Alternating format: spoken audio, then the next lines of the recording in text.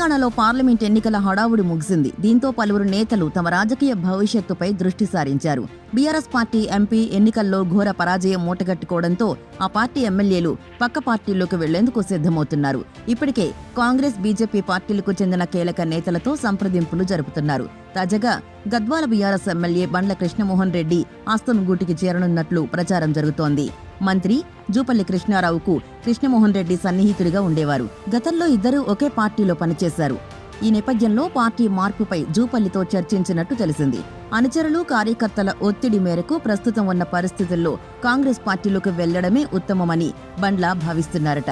అయితే పార్టీలో చేరడంపై ఆయన కొన్ని షరతులు పెట్టినట్లు తెలిసింది. అవి సఫలమైతే ఆయన కాంగ్రెస్లో చేరడం ఖాయమని సన్నిహితులు అంటున్నారు.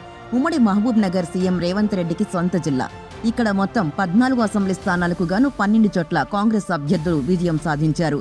గద్వాల, అలంపూర్ మాత్రమే బీఆర్ఎస్ ఖాతాలోకి వెళ్లాయి. గద్వాలలో బండ్ల, అలంపూర్లో విజయుడు గెలుపొందారు. ఈ నేపథ్యంలో సీఎం జిల్లాలో పూర్తి స్థాయిలో పట్టు సాధించేందుకు ఇద్దరు ఎమ్మెల్యేల్ని కాంగ్రెస్ పార్టీలో చేర్చుకోవాలని హస్తం నేతలు కూడా భావిస్తున్నారని సమాచారం.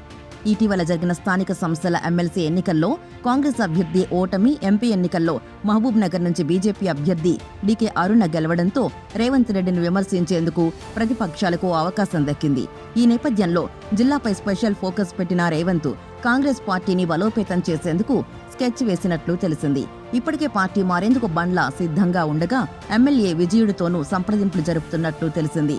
ప్రస్తుతానికి గద్వాల ఎమ్మెల్యే విషయంలో క్లారిటీ రాగా అక్కడ కాంగ్రెస్ ఎమ్మెల్యేగా పోటీ చేసిన గద్వాల జెడ్పీ చైర్పర్సన్ సరితా తిరుపతయ్య వ్యతిరేకత వ్యక్తం చేసినట్లు తెలిసింది.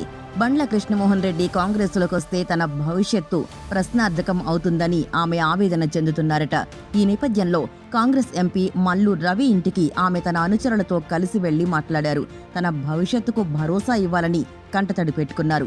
తాజాగా సీఎం రేవంత్ రెడ్డిని కూడా కలిసేందుకు ఆమె ప్రయత్నిస్తున్నట్లు తెలిసింది.